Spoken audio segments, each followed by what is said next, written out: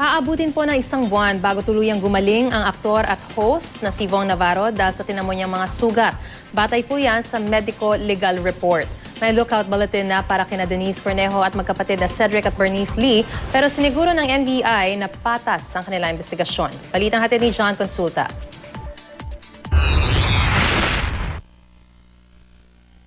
Bukod sa mga pasa sa mukha, nakaranas din si Vong Navarro ng pananakit sa iba't ibang bahagi ng kanyang katawan. Base sa medical legal report ng kanyang ospital, may tama siya sa kanang siko, kaliwang braso at likurang bahagi ng kaliwang tuhod. May sugat din siya sa kaliwang binti na posibleng dahil sa ginamit na isang matalas na bagay. Ang pinakamalala, base sa CT scan result, ay ang fracture sa nasal bone at nasal system ng aktor. Hindi raw bababa sa isang buwan bago gumaling ang mga sugat ng aktor. Habang gumugulong ang investigasyon, ipinakalat ng Bureau of Immigration sa NAIA ang mga larawan nina Denise Cornejo, Cedric Lee at Bernice Lee upang agad na ma-report sakaling lumabas sila ng bansa.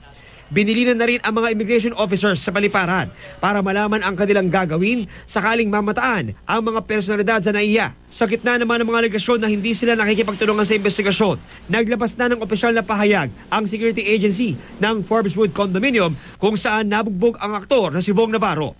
Ayon sa Megaforce Security Services Incorporated, ang CCTV footage, logbook at iba pang dokumento na hinihingi sa kanila ng NBI at pulisya ay pag-aari ng Forbeswood, kaya hindi raw nila ito maaaring i-release nang walang pahintulot mula sa kanilang kliyente. Nakipag-ugnayan na rin daw sila sa NBI.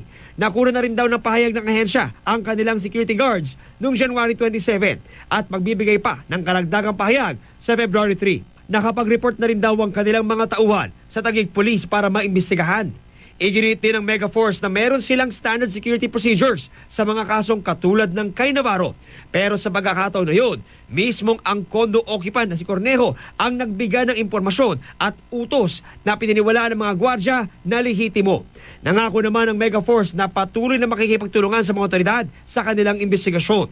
Tiniyak naman ng NBI na patas sila sa lahat at handa nilang tanggapin ang reklamo ni Denise Cornejo laban sa aktor na si Vong Navarro. Ang kailangan lang daw niyang gawin ay magpunta sa NBI at isumite ang kanyang reklamo para maaksyonan. We will also entertain, certainly, and we will bring that also, whatever findings you have, we will forward that to the Department of Justice for incorporation with the other case. John Consulta, GMA News.